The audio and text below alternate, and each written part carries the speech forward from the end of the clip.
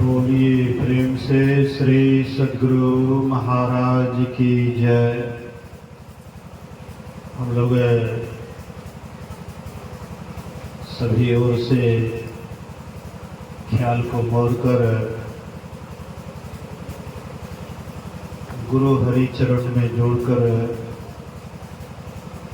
आस्था और विश्वास के साथ गुरु महाराज जी का जय जयकार बुलंद आवाज में करें। बोलिए श्री सद्गुरु महाराज की जय। श्री सद्गुरु महाराज की जय। श्री सद्गुरु महाराज की जय। अखंड मंडल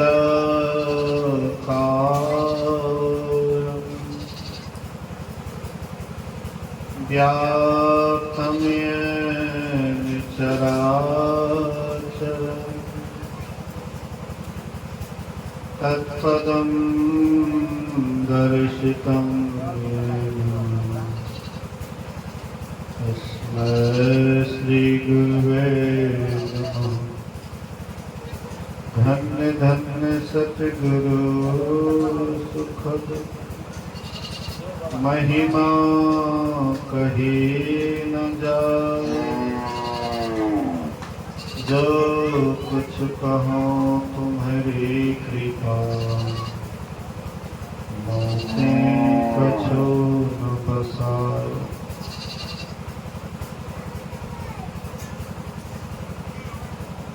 धर्मानुरागी प्यारी जनता, आदरणीय माताओं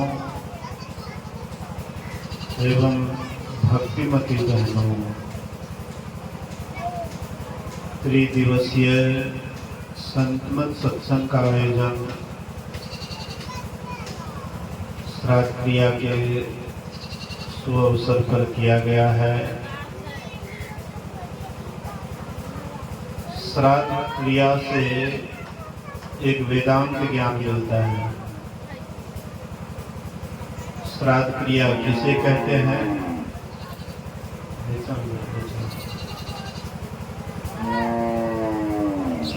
बोलिए श्री सद्गुरु। श्राद्ध क्रिया से एक वेदांत ज्ञान मिलता है। श्रद्धा के साथ जो क्रिया की जाती है उसको श्राद्ध क्रिया कहते हैं। हम लोग जो भी काम श्रद्धा से करते हैं उस काम में सफलता मिलती है। जैसे हम लोग भक्ति करते हैं तो श्रद्धा के साथ करते हैं। जो श्रद्धा के साथ भक्ति करते हैं, विश्वास के साथ भक्ति करते हैं, उसको भक्ति में सफलता मिलती है। रामचरितमानस में गोस्वामी तुलसीदास जी महाराज कहते हैं, बंदो भवानी शंकरो श्रद्धा विश्वास रूपिणो।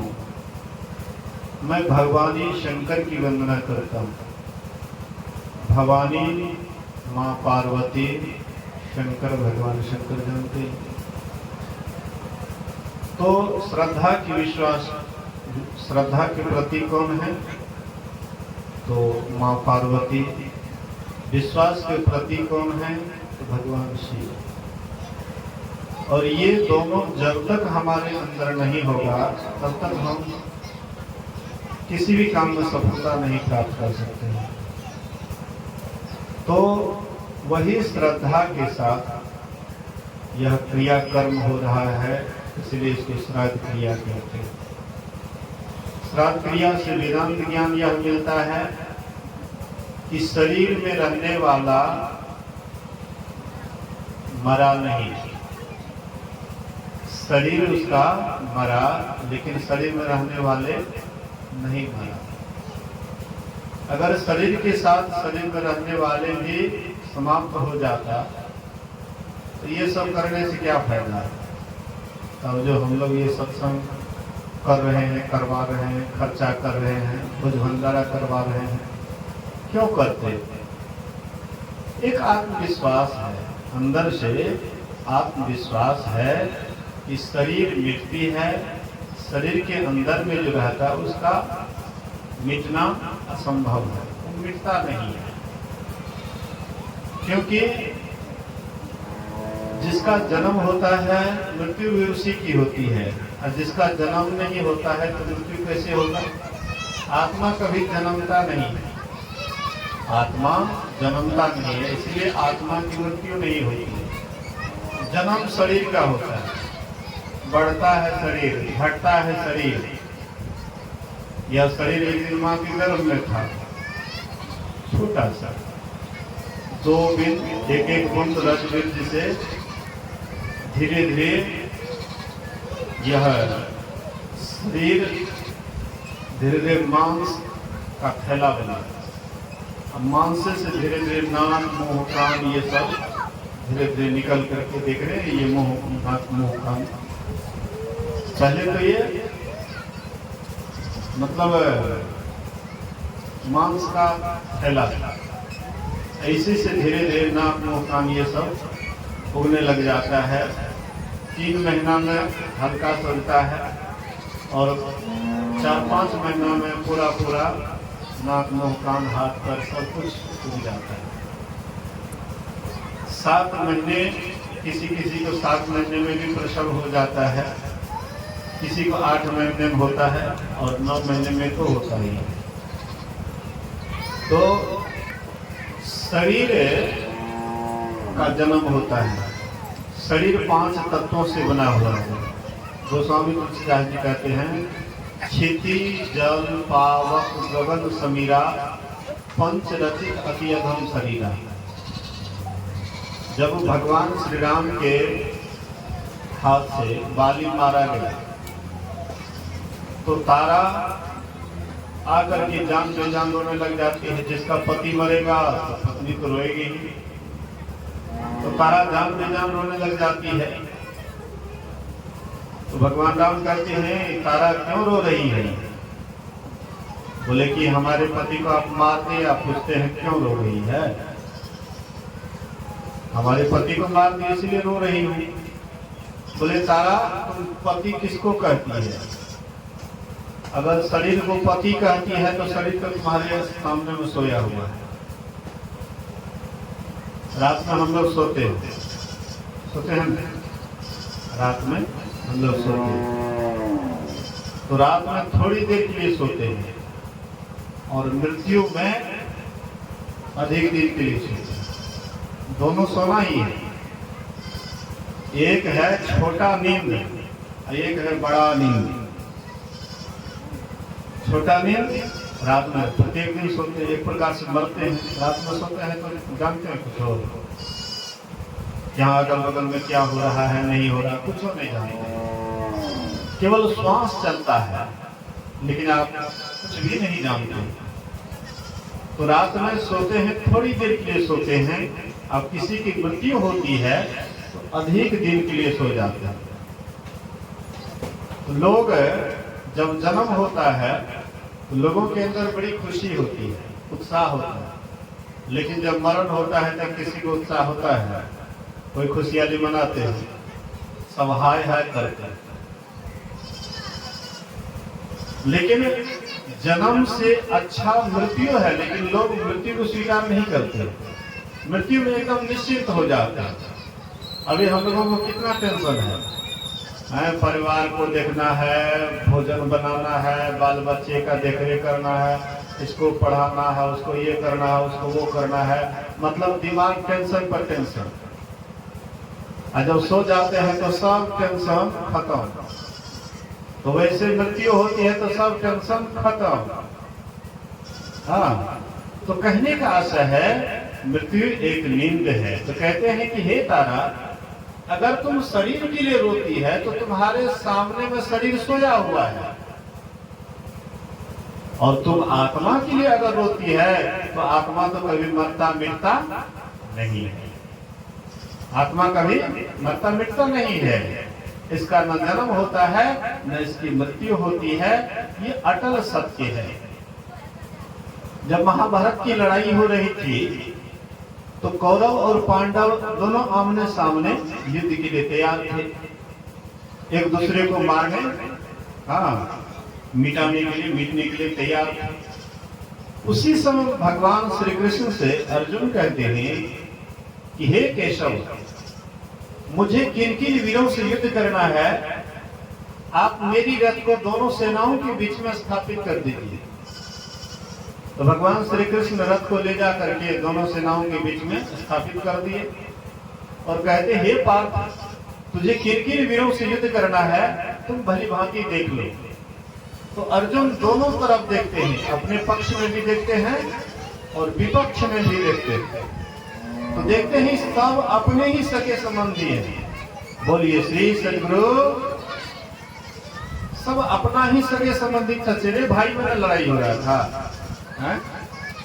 चचेरा भाई में लड़ाई हो रहा था, तो सब तो अपना ही कुटुंब परिवार था, कोई ज्यादा दूरी तो नहीं था, है? कौरव बड़े बाप का बेटा था और पांडव छोटे। कौरव और पांडव दोनों सौदर भाई थे। तो चचेरे भाई में युद्ध हो रहा था, तो सब तो इसका भी कुटुंब और उसका भी कुटुंब, सब तो एक ही परिवार का था। तो देखते हैं अर्जुन कि सब तो अपने ही कुटुंब परिवार है और महाभारत के युद्ध में तो सब मारा जाएगा। और जब सब मारा ही जाएगा कुटुंब परिवार, तब फिर युद्ध करके क्या फायदा होगा, राज लेकर के क्या फायदा होगा। राज भोगने वाला नहीं होगा तो ये राज का क्या काम। इसलिए हे केशव, मुझे युद्ध से कोई लाभ नहीं दिखाई पड़ता है, इसलिए मैं युद्ध नहीं करना चाहता हूँ। इससे बढ़िया होगा कि सन्यासी लेकर के जोगी बन करके चले जाऊंगा जंगल और वहां पर तपस्या करूंगा, तो भगवान का भी दर्शन होगा। युद्ध से क्या लाभ होगा। तो भगवान कृष्ण कहते हैं कि हे अर्जुन, तुम किसको मारोगे और कौन तुझे मारेगा। तुम किसको मारोगे, तुम सोचते हो कि हम उसको मारेंगे, वे हमको मारेंगे। अरे अर्जुन, ये शरीर तो नश्वर है, ये शरीर देखने में जिंदा लगता है लेकिन ये जिंदा है नहीं, तो मुर्दा है। शरीर का अपना अख्तियार है कुछ करने का, है? रात में हम लोग सो जाते हैं तो शरीर कुछ करता है, आंख भी तो है, ये आंख से देखते हैं रात में, है?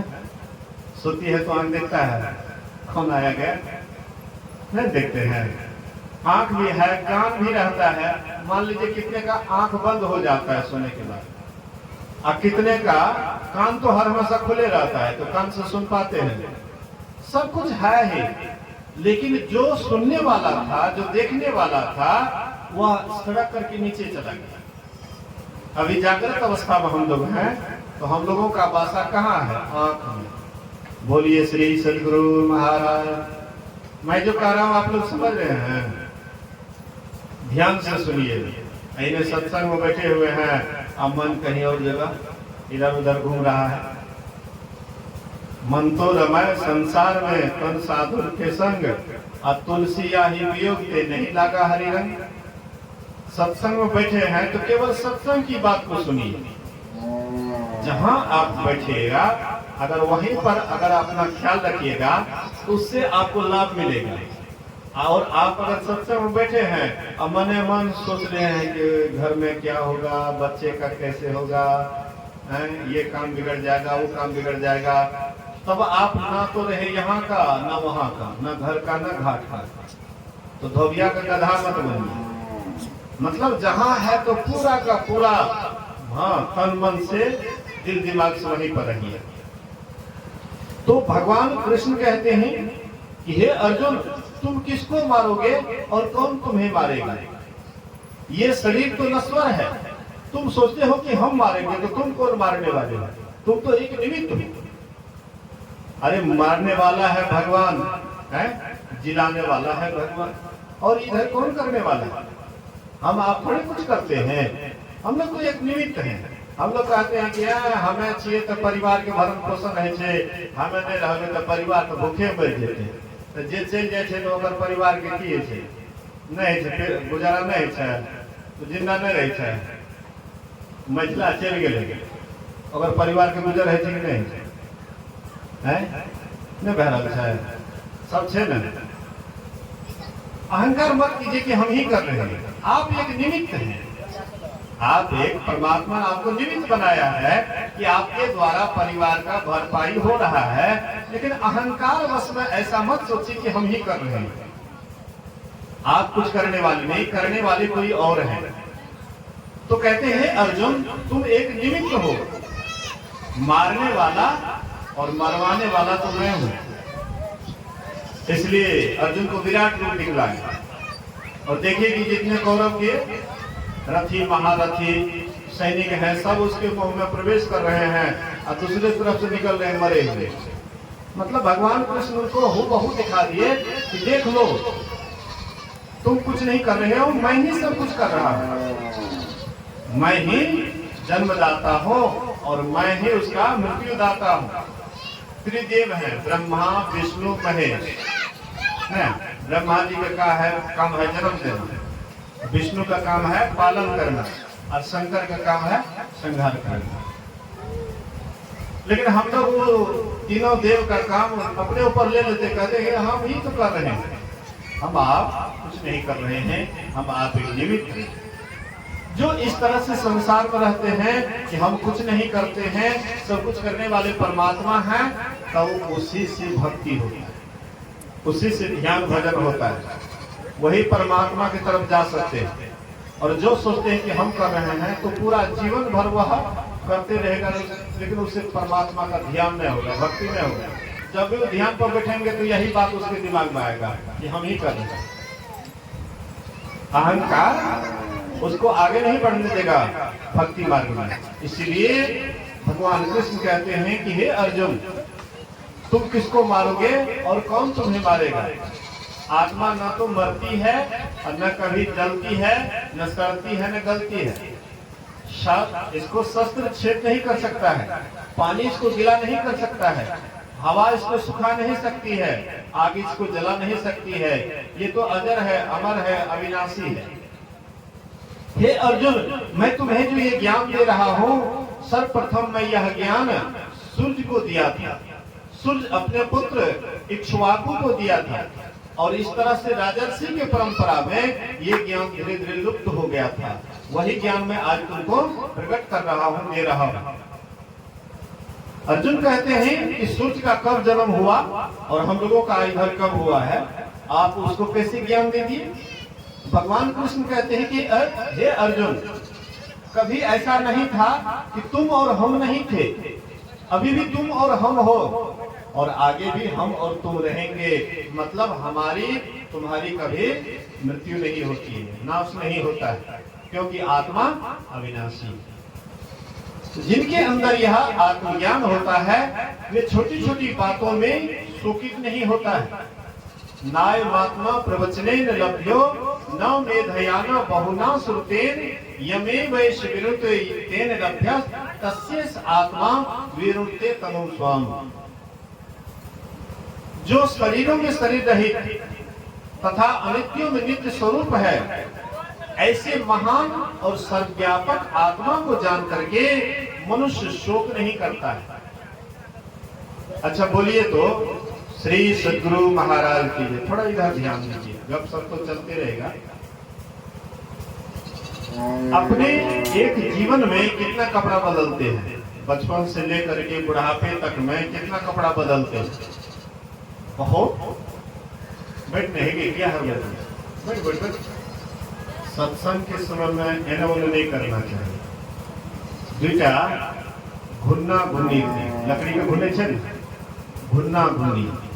तो सत्संग जब शुरू भेले, बोलिए श्री सद्गुरु महाराज की जय। सत्संग जब शुरू भेले तो घुन्नी कहे छे घुन्ना से। हे देखे छिए बाबा सत्संग शुरू क्या देलकै या। हाँ अमृत वचन भए रहल छै, अखनी लकड़ी के घुन्ने बंद करू आ सत्संग बढ़िया से सुनू। तो घुन्ना कहे छे महात्मा के कोनो काम छै, महात्मा के वही ओते दिमाग नहीं लगने से तोरा सुनने छो सुन, हमें नहीं सुनबे। जेना पुरुष क्या कहते छै ककरो फुर्सत, जब ओते से बुलावा आके तब कहते चलो, कहते फुर्सत नहीं है तो छोड़ता है, जबरदस्ती लेके जाते हैं। तो महिला हर एक क्षेत्र में आगे है, ध्यान भजन में भी आगे है। श्रद्धा विश्वास जितना महिला के अंदर में है उतना पुरुष के अंदर नहीं है। पुरुष सत्संग में भी मतलब सुनना नहीं चाहता, वो सोचते हैं कि हमको तो कम है महात्मा से, महात्मा से हमको तो कम है। लेकिन लेडीज में चाहे पढ़ी लिखी अधिक भी क्यों नहीं है, लेकिन उनके अंदर अहंकार नहीं होता।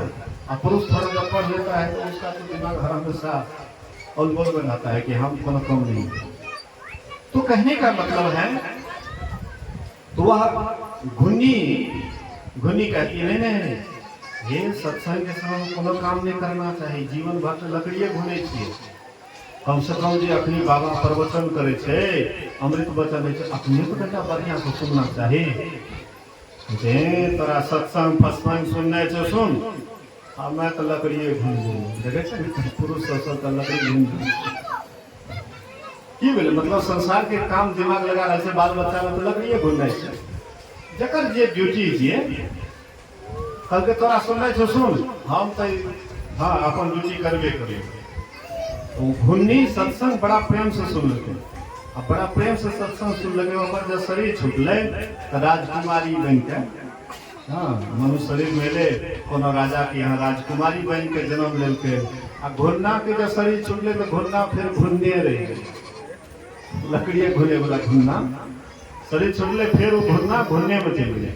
मतलब कर्म से ही हम लोगों के अंदर में परिवर्तन होता है। अगर आप अच्छा कर्म कीजिएगा, सुंदर कर्म कीजिएगा, उसका परिणाम भी अच्छा होगा। गुरु महाराज जी के भतीजा था, तो गुरु महाराज कहते हैं कि सत्संग ध्यान करते हो? कहते नहीं करते। गुरु महाराज कहते सत्संग ध्यान करोगे, आगे जो तुम्हारा जन्म होगा वो अच्छा जन्म होगा, बढ़िया जन्म होगा।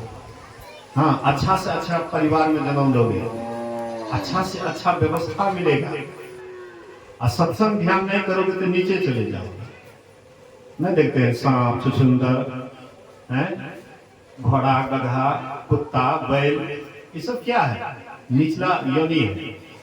सत्संग ध्यान नहीं कीजिएगा नीचे में चले जाइएगा, और सत्संग ध्यान करिएगा, भगवान की भक्ति करिएगा, आप नीचे नहीं जाइएगा, धीरे धीरे ऊपर की ओर जाइएगा।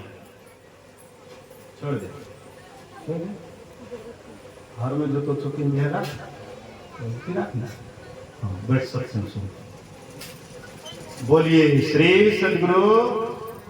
बैठ बैठ सत्संग सुन। अगरबत्ती जब तैयार, सत्संग सुनने में तैयार है ये कौन भाई? बोलिए श्री सदगुरु। एकरा से ज्ञान है का है? अगरबत्ती लगने से ज्ञान नहीं, ये का प्रतीक चीज। एकरा से कुछ बीमारियों है से त्या लगे मनो क्या स्वास्थ्य के लिए हानिकारक है अगरबत्ती। धूमन स्वास्थ्य के लिए अच्छा है, सड़क धूमन ये सब अच्छा है। लेकिन सत्संग के समय केवल सत्संग पर ही दिमाग लगाना चाहिए, कहीं और जगह नहीं लगाना चाहिए। बोलिए श्री सदगुरु। तो मैं कह रहा था, तो भगवान कृष्ण कहते हैं कि जो मैं तुम्हें आज ज्ञान दे रहा हूँ, ये ज्ञान मैं पहले सूर्य को दिया था, और इस तरह से ये ज्ञान लुप्त हो गया था, फिर मैं वही ज्ञान प्रकट कर रहा हूँ। संत महात्मा क्या करते हैं, गुरु महाराज जी क्या किया, ये ज्ञान को हम लोग भूल गए थे, तो गुरु महाराज जी ध्यान भजन करके वही ज्ञान को प्रकट किया अपने अंदर, और फिर हम लोगों के बीच में दिए। और फिर धीरे धीरे भूल जाएंगे तो फिर कोई संत महात्मा आएंगे। जब जब हुई धर्म की हानि, बाढ़े असुर अधम अभिमानी, अब तब तक धरे प्रभु विविध शरीरा, हर ही कृपा निधि सज्जन पीरा। जब जब धर्म की हानि होती, अधर्म का उत्थान होता है, साधु पुरुष ज्ञान को लोग भूल जाते हैं, तो वही ज्ञान को याद दिलाने के लिए संत भगवंत आते हैं समय समय पर, विविध रूप में, विविध शरीर में आते हैं और हम लोगों को सही मार्ग बतलाते हैं। युधिष्ठिर जी महाराज, पांचों भाई पांडव जंगल में घूम रहे थे, प्यास से बहुत व्याकुल हो गए, बहुत जोर से प्यास लगी थी, प्यास से बिल्कुल व्याकुल हो गए थे। तो युधिष्ठिर जी महाराज कहते हैं नकुल से कि नकुल भैया, वृक्ष पर चढ़ करके देखो कहीं पर कोई तालाब है क्या, बहुत जोर से प्यास लगी है। तो नकुल चढ़ करके देखता है वृक्ष पर, बोला कि भैया एक जगह से बगुला उड़ रहा है, आता है जाता है, इसका मतलब वहां जरूर पानी है। बगुला वहां उड़ता है इसलिए पानी है। बोले कि जाओ तुम भी पानी पी लेना, हम सभी भाइयों के लिए भी पानी लेते आने। तो नकुल गए वहां पर, बिल्कुल स्वच्छ तालाब था, साफ सुथरा पानी था। जैसे पानी पीने के लिए चाहते हैं तो बगल में एक बगुला था। बगुला कहता है कि रुको, इस तालाब पर मेरा अधिकार है, ये अधिकार इस तालाब पर मेरा है, और मेरे आज्ञा का, हाँ मेरे आज्ञा का पालन करो, उसके बाद पानी पीना। मेरे कुछ प्रश्न का उत्तर दे दो, उसके बाद पानी पीना। कहते हैं कि अभी प्यास लगी है, अभी हम उत्तर प्रश्न नहीं करेंगे, पहले पानी पिएंगे। बोले कि देखो अगर तुम मेरे आज्ञा को उल्लंघन करोगे तो इसका परिणाम भोगना पड़ेगा। लेकिन वे ध्यान नहीं दिए, उठा करके पानी पी गए। नकुल वहीं पर बेहोश हो जाता है। इसके बाद फिर सहदेव को भेजे कि बहुत देर हो गया है, अभी तक नकुल नहीं आया है, देखो तो क्या बात है। तो गए सहदेव, जाकर के देखे कि मूर्छित पड़ा हुआ है। तो पहले बहुत जोर से प्यास लगे, पहले पानी से कंठ भिगा लें, उसके बाद पता लगाएंगे। जैसे वे भी पानी उठा करके पीना चाहते हैं, बगुला कहते हैं कि रुको, ध्यान से इधर उधर ध्यान मत दीजिए, बोलिए श्री सदगुरु महाराज की। तो कहते हैं कि बाद में पता लगाऊंगा कि क्या हुआ नहीं हुआ, लेकिन पहले पानी पीऊंगा। जैसे पानी पीना चाहते थे, फिर आवाज होती है रुको, ये तालाब पर मेरा अधिकार है।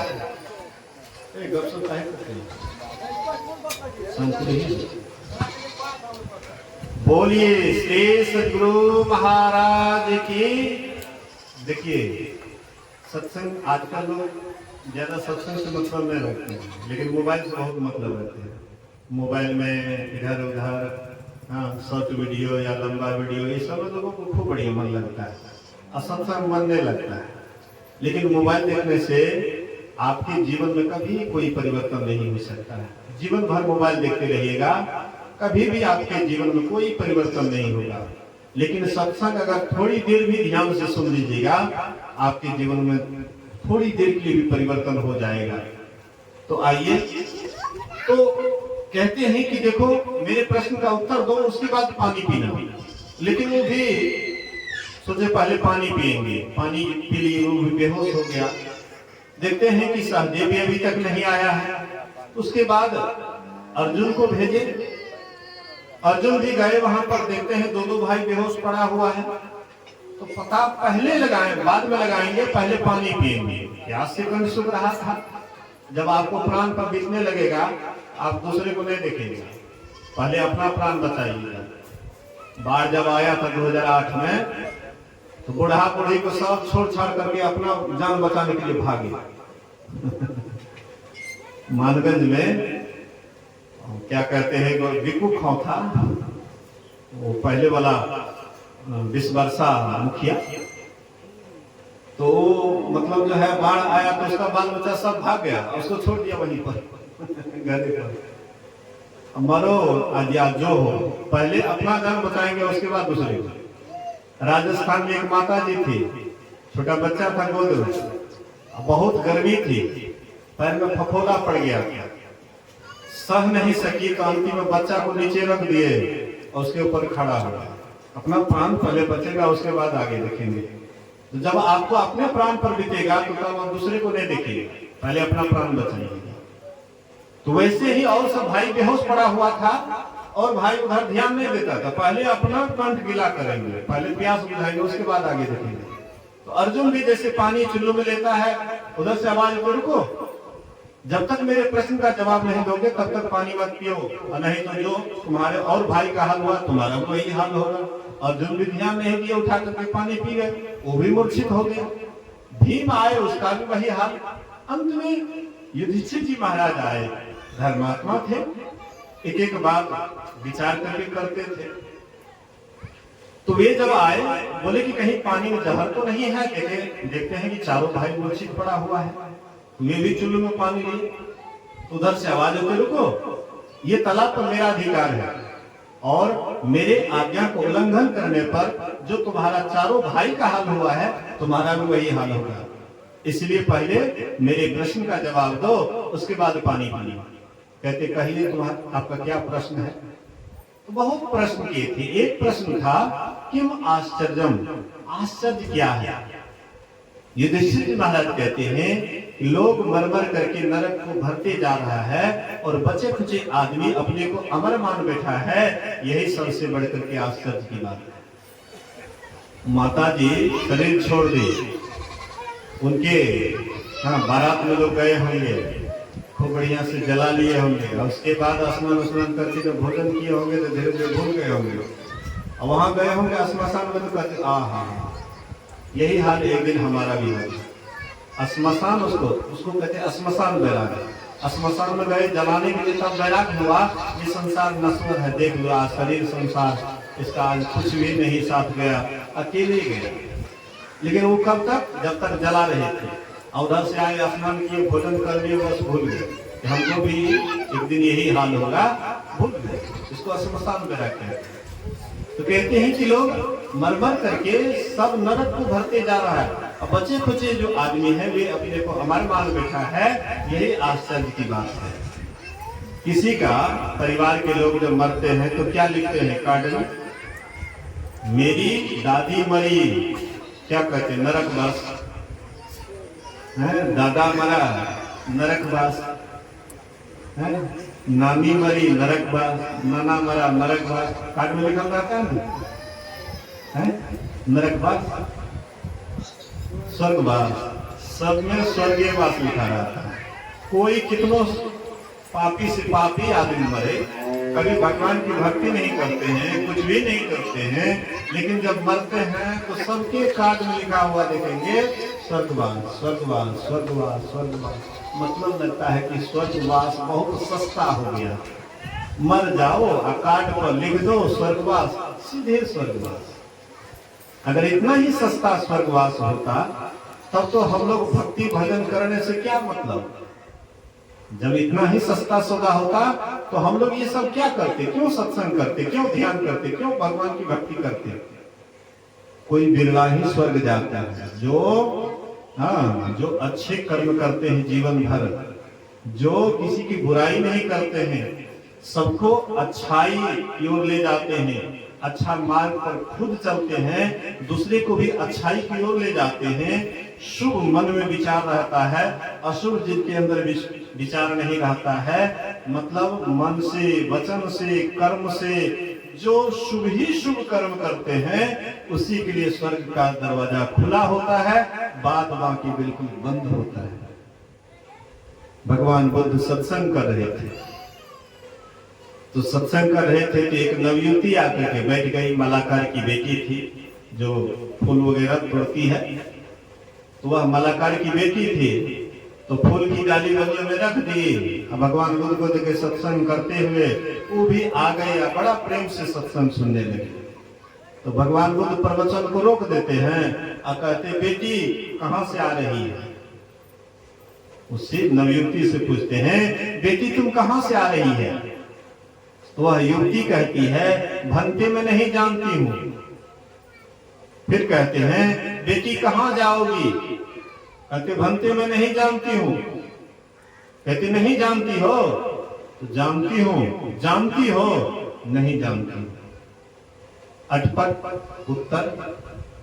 श्रोताओं के मन में शंका हो गया कि यह युवती भगवान से भी मजाक कर रही है। कम से कम भगवान जैसे प्रश्न करते हैं उसका सीधा उत्तर देना चाहिए, लेकिन ये कहां से आ रही है तो नहीं जानती हूं, कहां जाओगी तो नहीं जानती हूं, नहीं जानती हो, जानती हूं, जानती हो, नहीं जानती हूं। जैसे श्रोताओं के मन में संदेह हुआ तो भगवान बुद्ध जान गए। जैसे हम लोग शीशे की अलमारी में कोनो सामान रखते हैं तो बाहर से देख लेते हैं क्या क्या रखा हुआ है शीशे की अलमारी में, वैसे ही संत महात्मा आपके हृदय में क्या चल रहा है वे सब कुछ देख लेते हैं।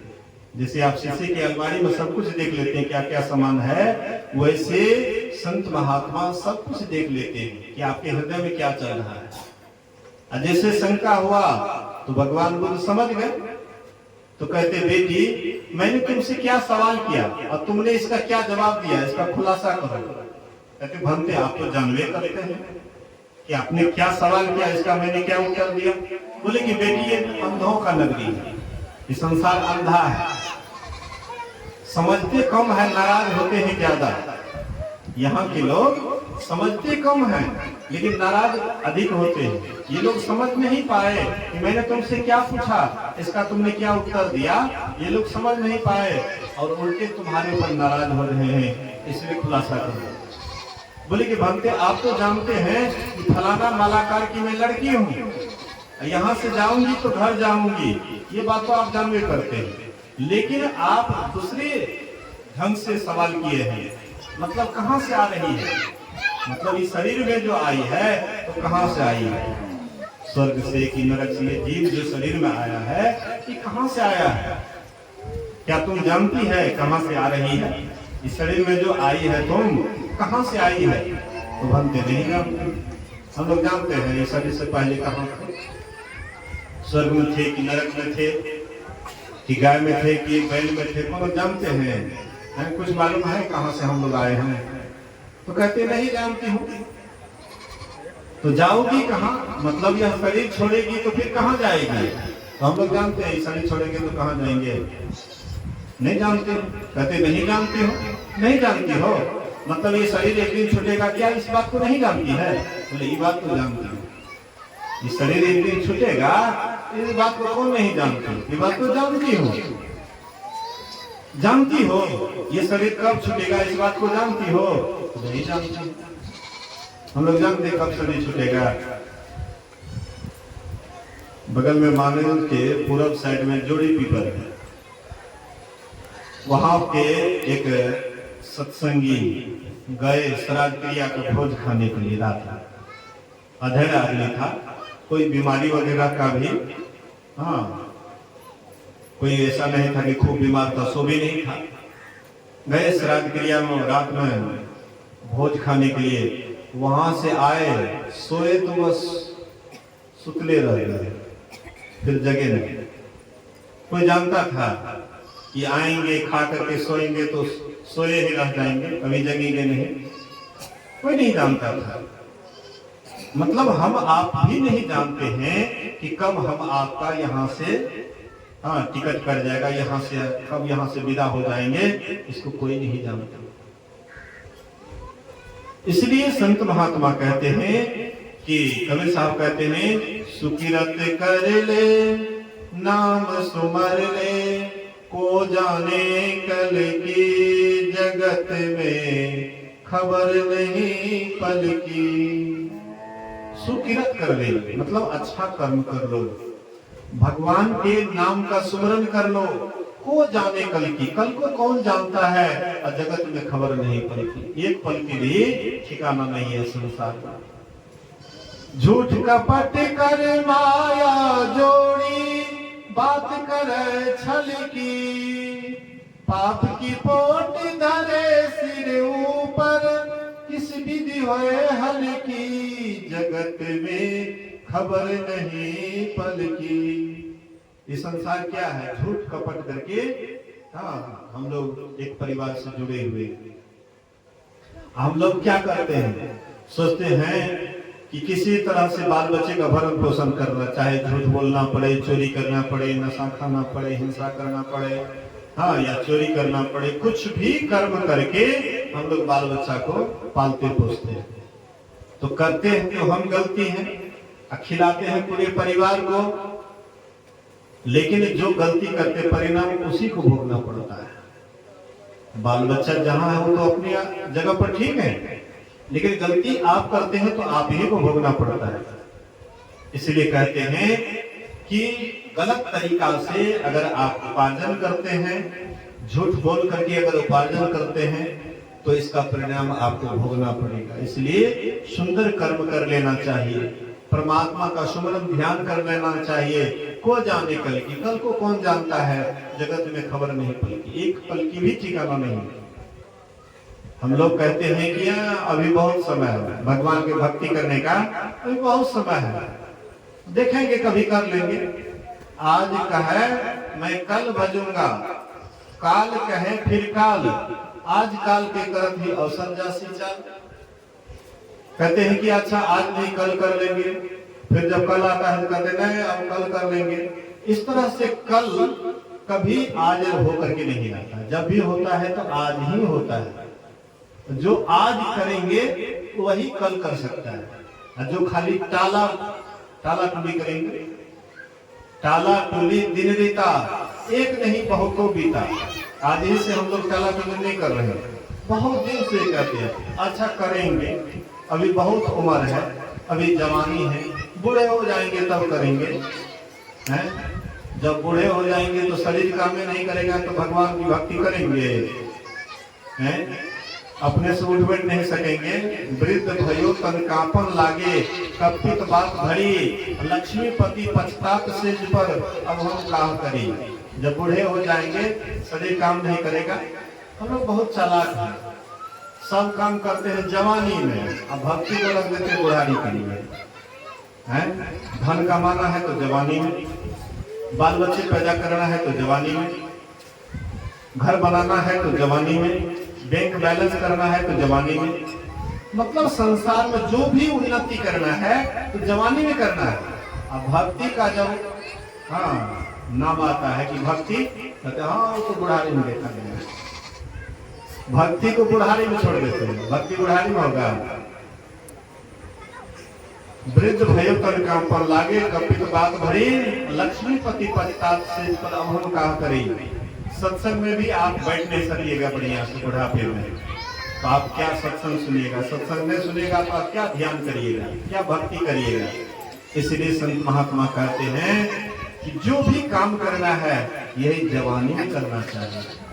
जब सब काम करते हैं जवानी में तो भक्ति को भी जवानी से जोड़ दीजिए, युवा अवस्था में ही कर लीजिए, क्या होगा? अरे सब काम करते हैं तो ये कौन है? कौन जरूरी है कि हर हमेशा हम ध्यान में बैठेंगे, हर हमेशा सत्संग में बैठेंगे? समय सत्संग का है, सत्संग कर लिए, और उसके बाद ध्यान का समय में ध्यान कर लिए, उसके बाद संसार का काम किए। करते काम करो विधि नाना, सुरत राखो जहाँ कृपा निधाना। हाथ से काम कीजिए और मन से परमात्मा का नाम लीजिए। ऐसा नहीं है कि सब काम छोड़ करके ही करेंगे, सो बात नहीं है। एक एक महात्मा मोहरीली का काम करते करते महात्मा हो गए, सिद्ध महात्मा हो गए। एक एक महात्मा हल चलाते चलाते महात्मा हो गए, महान हो गए। ऐसा कोई जरूरी नहीं है कि हम घर द्वार छोड़ करके ही महात्मा होंगे, ऐसी कोई बात नहीं है। आप जहां हैं, जिस स्थिति में हैं, आप ऐसा मत सोचिए कि हम गरीब आदमी है तो हमसे भक्ति नहीं होगा, और कोई धनी आदमी है तो उससे भक्ति हो जाएगा। ऐसी बात नहीं है। आपके अंदर जिज्ञासा होनी चाहिए कि हमको भक्ति करना है। भक्ति करना है तो कर लो जवानी में, युवा अवस्था में भक्ति करना चाहिए। सब काम करते हुए भक्ति भी करना चाहिए। इसलिए संत महात्मा कहते यह काम कीजिए। तो कबीर साहब कहते हैं सुकृत कर ले नाम सुमर ले, को जाने कल की जगत में खबर नहीं पल की। यह मन तो है हस्ती मस्ती, काया मिट्टी की, श्वास श्वास में नाम सुमर ले, अवधि घटे तन की, जगत में खबर नहीं पल की। यह मन तो है हस्ती मस्ती, काया मिट्टी की, श्वास श्वास में नाम सुमर ले। हम लोगों का जो श्वास निकल रहा है, कहते प्रत्येक श्वास में परमात्मा का सुमरन कर लीजिए। सबके पास में श्वास गिना हुआ है कि आप इतना ही श्वास ले सकते हैं। श्वास आपका इतना पूरा हुआ, उसके बाद यहां से आपको जाना है। इसलिए प्रत्येक श्वास में अगर प्रभु का स्मरण कीजिएगा तो फिर आप अधोगति में नहीं जाइएगा, दुर्गति आपकी नहीं होगी, सदगति होगी। काया अंदर हंसा बोले, खुशिया कर दिल की, जब यह हंसा निकल जाएंगे, मिट्टी जंगल की, जगत में खबर नहीं पल की। अंदर से जो हंस है, आपके अंदर में जो आत्मा है, वो कहते हैं हमको सुख की ओर ले चलो, आनंद की ओर ले चलो। लेकिन हम लोग क्या करते हैं, कहते हैं कि चलो विषय की तरफ। आत्मा कहते हैं निर्विषय की तरफ ले चलो, हमको परमात्मा की तरफ ले चलो। लेकिन मन कहता है कि अभी थोड़ा सा विषय का आनंद ले लो, उसके बाद देखेंगे, परमात्मा बाद में देखेंगे। तो ये मन बहाना बनाता है। आप जब भगवान की भक्ति करने के लिए चाहिएगा तो मन बहाना बनाएगा, अरे थोड़ा सा सो लेते हैं, तब उसके बाद में जगेंगे करेंगे। और जैसे सो गए दोबारा, फिर सवेरा हो गया, आप छोड़ दीजिए, फिर दूसरे टाइम में जब स्नान करबे तबे करबे। स्नान किए, आपको बहुत काम है, की करबे, घंटा एक मन क्या लीजिए, आँख बंद डब्बा, थोड़ी देर आँख बंद किया, फिर उठ करके बस संसार के काम करेंगे। तो मन बहाना बनाता है। भगवान की भक्ति करने में मन को अच्छा नहीं लगता है, इसलिए मन बहाना बनाता है।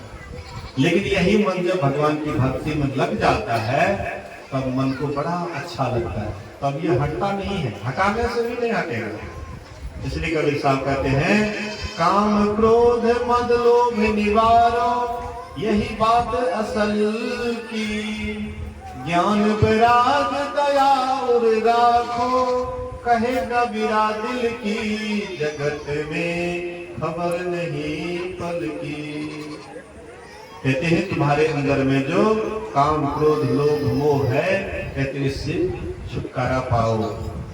ज्ञान वैराग दया और राखो, कहे कबीरा दिल की, ये तुम्हें हित की ओर ले जाने वाला है, आत्म उन्नति की ओर ले जाने वाला है। इसलिए ज्ञान वैराग्य और दया रखनी चाहिए। पृथ्वी के अंदर वही परमात्मा है, सबके प्रति दया भाव रखना चाहिए, किसी का भी अपकार नहीं करना चाहिए, हो सके तो उपकार करना चाहिए। भला किसी का कर न सके तो बुरा किसी का मत करना। पुष्प नहीं बन सकते तो तुम कांटे बन करके मत रहना। अगर किसी की भला नहीं कर सकते हो तो बुरा भी नहीं करना चाहिए। किसी के जीवन में अगर तुम फूल नहीं बन सकते हो तो कांटा भी नहीं बनना चाहिए। किसी को अगर आप सुख नहीं दे सकते हैं तो दुख भी नहीं देना चाहिए। अगर इस तरह से आप जीवन जिएंगे, आपका जीवन भी आनंद से खिलेगा। आप किसी को अगर सुख देने की कामना होगी मन में, आपके जीवन में सुख आएगा। आपके अंदर में अगर होगा कि किसी को दुख देना है तो दुख तो बाद में उसको मिलेगा, लेकिन पहले आपको ही दुख मिलना शुरू हो जाएगा। दुख का आप जैसा बीज बोते हैं वैसा ही आपके सामने में आता है। इसलिए संत महात्मा कहते हैं कि सबको यह काम करना चाहिए, सत्संग नित और ध्यान नित। गुरु महाराज कहते हैं, रहिए करत संलग्न हो, व्यभिचार चोरी नशा हिंसा झूठ तजना चाहिए। कहते दो काम बराबर करो, सत्संग और ध्यान, ये तुम्हारा अपना काम है। सत्संग ध्यान अपना काम है। आप पंच पाप से बचते हुए अगर सत्संग ध्यान करोगे तो यहाँ भी तुम बड़े खुश होकर के रहोगे, प्रसन्न होकर के रहोगे। यहाँ से जाओगे तो पर भी तुम्हारे अंदर ये प्रसन्नता रहेगी। इन्हीं बात को सुनिए, समझिए, जीवन में उतारिए। आइए कुछ भजन, उसके बाद आरती की ओर चलेंगे। बोलिए प्रेम से श्री सद्गुरु महाराज की जय।